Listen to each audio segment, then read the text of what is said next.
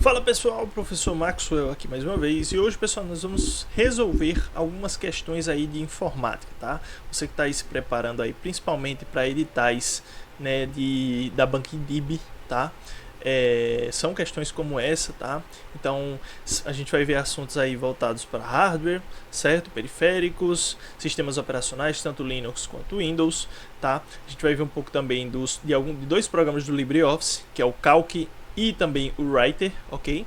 E vamos ver também sobre navegadores, e-mails e um pouquinho de segurança da informação, tá? Então já peço que você deixe seu like, se inscreva no canal para apoiar mais vídeos como esse, tá bom? E deixa seu comentário do que você achou da aula e também aí do concurso que você vai fazer e também, né, se você quer outro assunto aqui relacionado à informática para eu trazer aqui para vocês, tá bom? Então vamos dar início lá na nossa aula. Primeiro, pessoal, queria que vocês seguissem lá também minha página no Instagram, né? Sempre bom a gente ter lá mais seguidores, porque eu tô querendo postar mais conteúdos aí voltados para informática, só que em um formato, né, um pouco menor, né, para Instagram, beleza? Então, já me segue lá. Então, vamos lá. A primeira questão, tá, pessoal? Eu mandei no grupo, tá? De um concurso que a gente tá fazendo agora, que é o concurso de Lagoa Grande, tá? Esse material. E quem tiver, acompanha aí. Quem não tiver, deixa aí nos comentários que a gente vai conversando e eu vou mandando para quem quiser também esse material, tá bom? Mas é só de questões também, beleza? Então vamos lá, ó. Primeira questão, sobre o hardware. Assinala a alternativa que apresenta um dispositivo de entrada e saída. Pessoal, lembrar sempre, quando for entrada e saída, primeira coisa que você vai lembrar, tá? Não são todos, ok? Mas, né, lembre sempre de dispositivos de armazenamento, tá? Pendrives, né? HD externo, ok? Um disquete. Esses tipos de dispositivos, né, de armazenamento, eles sempre vão ser de entrada e saída, beleza? O monitor aqui é um dispositivo de saída, certo? Porque ele vai tirar a imagem de dentro ali do computador e vai mostrar pra gente. O som também é de saída, né? Porque vai sair o som, ok? O teclado é de entrada, porque eu vou dar estímulos para ele aqui a partir das teclas. E também o mouse também vai dar esse estímulo para o computador, né, fazer alguma ação para a gente. Então ficamos aqui apenas com o pendrive, tá? Lembrar que o pendrive é um dispositivo de armazenamento, né? E a gente vai lembrar também de outros dispositivos de armazenamento como o HD e o SSD, que eles podem ser tanto externos e são fundamentais de forma interna no computador, tá? Então é esse armazenamento em massa que a gente precisa aí para armazenar os nossos arquivos dentro do computador, ok? Questão 2, né, no caso a questão 7 lá do material. Existem vários sistemas operacionais baseados na plataforma Unix. Unix, vamos lembrar de Linux, ok? Linux, ok? Sistema operacional Linux, tá? Então, qual deles aqui não é base da Unix, tá? Então, ó, esse é e esse é, ok? Então ficamos apenas com Windows, né? O Windows aí da Microsoft, tá certo? É um software proprietário de código fechado, então você não pode pegar esse sistema do Windows, né, o código fonte dele, e fazer alterações, até porque você tem que pagar para ter o Windows, tá? Você consegue baixar uma versão ali temporária de algumas funções abertas no Windows, tá? Mas depois de um tempo ele vai te pedir para você registrar, colocar uma licença nesse sistema operacional do Windows, tá? Já o Linux ele é gratuito, tá? Tem diversas distribuições como Ubuntu, Solaris, Red Hat, certo? Tem o Debian também, certo? Que dá para você baixar de forma totalmente gratuita e além disso ele tem um código fonte aberto, né? O código aberto, que é justamente você pode pegar esse código fonte e alterar a sua necessidade, tá? Esse nomezinho pode alterar também para Open Source, ok? Que é a mesma coisa de código aberto. Beleza? Então ficamos com o Windows. Outra coisa importante aqui, ó, falar sobre o antivírus aqui do Windows, tá? Qual desses aqui é o antivírus do Windows? Então, pessoal, temos o Kaspersky, que é um antivírus, tá certo? Temos o Bitdefender, que também é um antivírus. Temos o Avast, bem conhecido, que também é um antivírus, tá? As pessoas podem confundir e achar que ele já vem instalado no Windows, mas não, tá? A gente instala depois, tá? Mas o próprio Windows, tá? Ele já tem um sistema operacional com, né, um antivírus, tá? Então esse antivírus que a gente vai ver aqui no Windows vai ser sempre esse aqui, ó, Microsoft Defender Antivírus, tá? É um antivírus que já vem dentro do Windows, tá bom? Então marcamos aqui a alternativa A. Beleza? Pessoal, agora a gente vai falar um pouquinho mais sobre o sistema Linux e seus diretórios, né? Então ele fala aqui, ó, um diretório destina-se a armazenar arquivos pessoais como documentos e fotografias. Então vamos guardar isso aqui, ó, documentos e fotografias. Sempre dentro de pastas que levam o nome de cada usuário. Este diretório é conhecido por, beleza, vamos lá. O root, tá pessoal, a pasta root é a pasta do ADM. ADM, opa, botei ABM. ADM, certo? ADM do Linux. ADM, o usuário ADM, tá? Usuário administrador. Como vocês sabem, os sistemas operacionais, tanto Linux quanto Windows, tá pessoal, eles são multi-usuário, então você pode ter mais de uma conta de usuário dentro de um computador. Então você pode, por exemplo, ter duas pessoas que trabalham numa empresa em um computador só, então cada pessoa cria a sua conta de usuário ali dentro do seu computador, tá? Do Linux ou do Windows, e vai ter, né, as suas permissões, você pode acessar ali, colocar sua senha, né, instalar seus programas ali, tudo certinho, tá? Mas sempre um vai ser administrador. Aqui no Linux, tá, pessoal? Esse administrador é chamado de root e tem uma pasta específica para ele, tá? O administrador ele vai dar permissões para outros usuários, usuários normais, comuns, simples, tá? Então, ele também vai ser caracterizado por isso aqui, ó, jogo da velha, ok? O jogo da velha. Tá certo? User, tá, pessoal? É a pasta dos usuários, tá? Então temos o usuário ADM, né? E o usuário comum. Ok? Então o usuário ADM, como eu falei para vocês, ele vai dar permissões para os demais usuários, ele tem o poder, né? Ele é o super usuário que a gente chama, tá? E o comum, ele vai ser identificado pelo cifrão, tá? Então essa aqui é a pasta dos usuários, então dentro dela tem os usuários do computador, tá? Pode ter um ou dois, ou pode ter mais usuários aqui dentro desse mesmo Linux, no caso, ok? Docs não é, tá? E a gente vai vir aqui, pessoal, nessa pastinha aqui chamada de home, tá? Ela fica dentro das pastas do usuário. Essa pasta home, tá, pessoal? Ela geralmente vai ficar dentro de uma pasta dessa daqui de usuário. Então, dentro dela vai ter aí a parte da organização, meio que das bibliotecas do Windows, tá? Onde você vai conseguir organizar suas fotografias, documentos, vídeos, imagens, ok? Entre outras coisas. Beleza? Então, achamos aqui a pasta home, beleza? Letra D. Questão 13. Pessoal, questão 13 vai falar sobre a tecla F1, tá? E, pessoal, quando a gente for falar da tecla F1, tá? A gente vai lembrar de quase todos os programas que criam arquivos. Como, por exemplo, o Writer, né? Que cria documentos. Como, por exemplo, o Calc, que cria planilhas, tá? Então, todos esses programinhas que criam arquivos, geralmente, tá? Na maioria deles, a tecla F1, tá, pessoal? Vai ser para ajuda. Beleza? Ajuda. O que quer dizer isso? Que quando o usuário está com alguma dúvida, ok? Com algum problema, ele não está conseguindo encontrar alguma ferramenta, ele pode apertar a tecla F1. Geralmente vai abrir uma página na internet. E lá vai ter pessoas que estão discutindo, estão resolvendo problemas de outros, estão falando, fazendo perguntas, tá? A própria LibreOffice ali, né? O pacote ali do LibreOffice, né? Eles podem responder também algumas dúvidas, tá? Então é para você ter uma ajuda sobre o programa que você está utilizando. E no Writer não é diferente, né? Então, quando a gente aperta a tecla F1, não é F mais 1, tá? É a tecla de função F1, que fica na parte de cima do teclado, a gente vai abrir essa ajuda, ok? Pessoal, agora vamos resolver uma questãozinha aqui de planilha, tá? Nessa planilhazinha aqui, tá, pessoal? Ele vai falar, né, sobre, né, essa planilha aqui. Dentro dessa planilha, tá? No enunciado aqui, ele fala, né, que é para a gente descobrir qual foi a função utilizada aqui nesse B7, nessa célula B7, tá? Como é que eu sei que essa daqui é a célula B7? Porque eu estou na coluna B, né? Ó, tá aqui na coluna B. E eu estou aqui na linha 7. Tá? Então, quando eu fizer esse cruzamento aqui, eu vou saber que a B7 é exatamente aqui onde está 2400. Tá?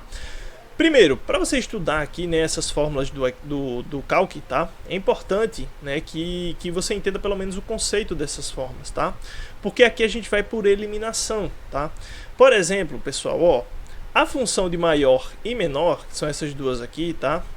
Elas vão procurar o maior valor que o usuário quiser. Por exemplo, imagina que eu tivesse colocado aqui no lugar desse B5, eu tivesse colocado esse argumento aqui, ó, B2, B5, tá? Porque essas duas aqui estão erradas, tá? Essa indentação aqui está errada para essa célula. Vai funcionar aqui, mas está incorreto, tá? Então imagina que eu coloquei aqui, ó, B2, B5 e coloquei depois, ó, tira esse ponto aqui, coloquei depois, coloquei 2. No lugar de 2400. O que essa fórmula de maior vai fazer? Ele vai procurar o segundo maior valor da seleção. Então, qual seria o segundo maior valor aqui? Aqui eu tenho o primeiro maior valor e aqui eu tenho o segundo. Então, aqui embaixo, tá, pessoal? Ele ia colocar o valor de 2.700. Mesma coisa, tá, pessoal? É o menor. Se eu fizesse a mesma coisa, tá? Só que com o nome menor aqui na frente, ele ia procurar o quê? O segundo menor valor. Aqui eu sei que o menor valor é o 600. Mas o segundo menor valor, no caso, é o 1.800. Aqui embaixo vai aparecer 1.800, ok? Então percebam que quando eu utilizo maior, menor, certo? Máximo, tá? Essa função aqui da letra E também. E também mínimo, tá? Mínimo também, que é outra função. Ok? Botei mínimo. Mínimo, certo? Que também é outra função do calc. Eles vão colocar no resultado aqui na parte de baixo sempre um dos valores que ele selecionou aqui em cima, tá? Então perceba que aqui embaixo, tá, pessoal, não tem nenhum valor, o valor que deu o resultado aqui não é nenhum desses valores aqui de cima. Então a gente já exclui aqui, tá, pessoal? Maior, menor e máximo, e se tivesse mínimo também a gente exclui. Por quê? Porque não tem nenhum valor aqui de cima que bate com o resultado igualmente com o daqui de baixo, porque sempre o máximo vai achar o maior valor e o mínimo vai achar sempre o menor valor e vai colocar ali na parte de baixo, ok? Temos o de soma aqui, ó. O de soma é mais fácil da gente excluir, tá, pessoal? Por exemplo, o de soma aqui ele vai fazer aqui, ó, igual, soma, beleza, ele vai fazer uma soma, essa função, de B2 até B5, então ele vai pegar o mesmo argumento aqui, ok? Deixa eu apagar aqui. Ele vai pegar aí os mesmos argumentos, né, de todos os outros. Só que tem um detalhe, tá, pessoal? Quando você vai fazer a soma, né, ó, se você entender, poxa, a função de soma vai somar os valores. Que valores? Esses daqui, ó, B2 até B5. Por que eu sei que é até B5? Por conta desses dois pontos aqui, ó. Então ele vai somar esses valores todinhos aqui, ó. Ok? Então quando eu vejo, né, que o meu resultado aqui embaixo ele é menor do que um dos valores que tem aqui em cima, ó, eu já vou entender que ele não fez uma soma, né? Então ele não fez essa soma, ok? Então a gente também já exclui essa alternativa, tá? Então ficamos apenas com a função de média. Então vamos fazer aqui, ó, a função de média. O que é que ele vai fazer? Ele vai somar os valores, vai dar 9.600. Tá, pessoal? Eu já fiz o cálculozinho aqui. Ele vai somar esse, mais esse, mais esse, mais esse. E vai dividir pelo tanto de números que tem aqui. Então ele vai dividir por 4, ok? Se tivesse mais 1.000 aqui, professor, o que ele ia fazer? E eu tivesse selecionado isso aqui, ele ia somar mais 1.000 a esse resultado e ia dividir por 5, ok? Então a fórmula de média ela faz isso, beleza? E esse valor aqui dividido por 4 vai dar exatamente 2.400, que é o valor que a gente estava querendo encontrar aqui, beleza? Então, pessoal, questão 17 vai falar aí sobre as extensões do LibreOffice, tá? Pessoal, é importante a gente saber umas definições dessas extensões. As extensões, basicamente, né, são, né, os arquivos ali, eles vão criar nessas extensões, esses tipos de arquivos, a partir do programa que ele foi feito. Ok? Então, todo arquivo ele vai ter onde abrir, né? E a gente vai saber de onde é que ele veio, de onde ele foi criado, tá? Nos programas de LibreOffice também não é diferente. Lembrando que quando você vê, né, nas extensões sempre o OD na frente, você vai sempre lembrar que esse daqui, né, é uma extensão aí, um arquivo, né, do LibreOffice, tá? Então eu trouxe aqui as definições. Então, ó, o ODT, a gente vai lembrar desse Tzinho de text e vai lembrar do writer. Então, texto, documentos, né? A gente vai criar documentos no writer e o tipo de texto dele, de extensão dele, é um documento de texto, ok? Já o ODS, pessoal, vai lembrar esse nomezinho em inglês aqui, que são planilhas, tá? E é um arquivo do Calc, tá? Do LibreOffice Calc. Beleza? ODP, a gente vai lembrar de Presentation, né? Que é do Impress, que é para apresentações, né? A gente vai lembrar do ODG de gráfico, que é para também um programa do LibreOffice chamado Draw, ok? E também aqui o ODF, que é um arquivo genérico do LibreOffice, tá? Então é importante essas definiçõezinhas aqui. Então se você lembrar pelo menos, ó, o que é que aparece mais? T e S. Planilha S, né? Tradução de sheets, ok? E também T é a tradução de text, então documentos e planilhas, beleza? Então, como ele pergunta aqui sobre planilhas eletrônicas, achamos aqui nossa letra B, beleza? Questão 19. No contexto da navegação na internet, diversos navegadores oferecem funcionalidades e recursos que que melhoram a experiência do usuário. Com base nisso, analisa a alternativa correta sobre as ferramentas e práticas comuns de navegação na internet. O modo de navegação anônima dos navegadores permite que os provedores de internet e sites associados rastreiem a atividade do usuário. Isso é falso, tá, pessoal? A única coisa que vai fazer a navegação anônima, tá, pessoal? Ele não vai registrar nada do seu acesso na internet, no navegador, tá? Então, se você entrar numa conta sua e você fechar o navegador, ele não vai salvar isso, não vai ficar aberto lá no computador de outra pessoa, tá? Se você acessar qualquer site que seja, né, ele não vai registrar históricos também desse site, tá certo? Alternativa B, pessoal, os cookies aqui eles vão fazer o que? Eles vão criar esses arquivos temporários, né, que armazenam dados da navegação do usuário, beleza? Mas não podem ser deletados manualmente pelo usuário. Isso aqui é que está incorreto, tá? Essa definição aqui está correta sobre cookie. Porém, o usuário pode excluir sim, deletar manualmente, né, essas informações, tá? Então esses cookies aqui, pessoal, são arquivos, né, sobre o usuário, tá, que os sites coletam para facilitar o seu acesso. Então por isso que quando você entra hoje em dia no seu navegador, no seu computador, ele não desloga, por exemplo, do seu e-mail do seu site, ok? Do seu provedor de e-mail, tá? Então próxima questãozinha aqui, ó. A sincronização de navegadores permite que os favoritos, históricos e senhas sejam acessados em diferentes dispositivos através de uma única conta. Exatamente, tá, pessoal? Então é a questão da... Opa, botei errado aqui. É a questão da sincronização, né? Por exemplo, se eu formatar meu computador hoje e meu e-mail, né, eu pegar meu e-mail e formatar o computador, instalar o navegador de novo e sincronizar o meu navegador com o meu e-mail, ele vai voltar com todo o meu histórico, todos os meus favoritos que tinha anteriormente antes de eu formatar. Então é uma facilidade que a gente tem hoje. Antigamente a gente formatava o computador e tinha medo de perder tudo, né? Hoje em dia tem essa sincronização. Então, afirmativa correta, ok? O uso de extensões do navegador sempre melhora a velocidade de navegação, independente de quantos estejam instalados. Isso aqui é falso, tá, pessoal? Não tem nenhuma extensão que garante essa melhoria de velocidade, tá? E ele fala aqui, ó. O uso de extensões. Só que as extensões, tá, pessoal, elas não necessariamente elas vão ser para melhorar a velocidade do seu navegador, tá? Muitas vezes é para baixar uma imagem da internet, tem essas extensões, tá?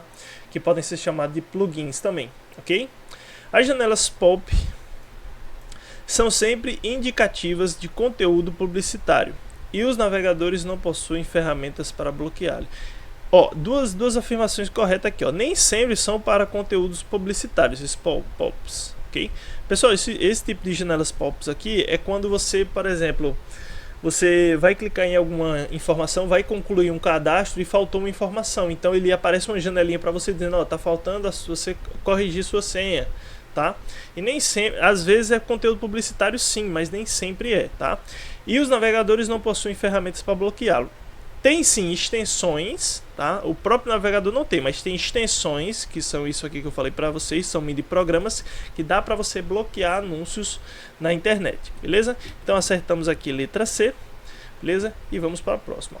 Pasta onde o servidor de e-mail guarda arquivos com suspeita de vírus ou conteúdos indesejados. Então, ó, quando falar suspeita de vírus e conteúdos indesejados ou conteúdos de desconhecidos, você sempre vai lembrar que é na caixinha de spam que ele vai mandar esses e-mails, tá certo? Qual é a diferença entre para e CC? Beleza, vamos lá. CC é usado para o destinatário principal, tá incorreto. Vamos para a próxima. Para é exclusivamente para cópias ocultas, também está errado, certo? Para cópias ocultas é o CCO, ok? Para é usado para o destinatário principal, perfeito, enquanto o CC é para cópias adicionais. Achamos aqui nossa alternativa, tá? Então, o para é para o destinatário principal, a gente vai colocar o e-mail do destinatário principal ali. O CC é com cópias para outras pessoas, tá? E o CCO, que é esse último que não apareceu aqui na questão, é justamente para você mandar uma cópia oculta. Você não vai... A pessoa que recebeu que estava nesse campo CCO, a pessoa que recebeu esse e-mail, ela não vai ver as outras pessoas que também receberam esse e-mail, tá? Então aqui não há diferença, está incorreto. Achamos aqui letra C, tá? E última questãozinha, ó, vamos lá. Assinala a alternativa que completa corretamente o conceito de antivírus apresentado na frase a seguir. Antivírus é antivírus é o que, pessoal? Vamos lá, ó. Antivírus, pessoal, ele é um software ou ele é um programa, tá? Então a gente já exclui esses outros tudinho aqui, ó. Tá? O antivírus é um software, software é um programa, tá, pessoal? Então não confunda, software, programa. Então vamos devagar aqui para a gente pegar a questãozinha certa. Que detecta, cadê? O antivírus é um software, programa que detecta, impede e atua na remoção de programas maliciosos, tá? Os famosos vírus, tá? Achamos aqui nossa alternativa, mas vamos só continuar aqui, ó. Como vírus e worms, ok.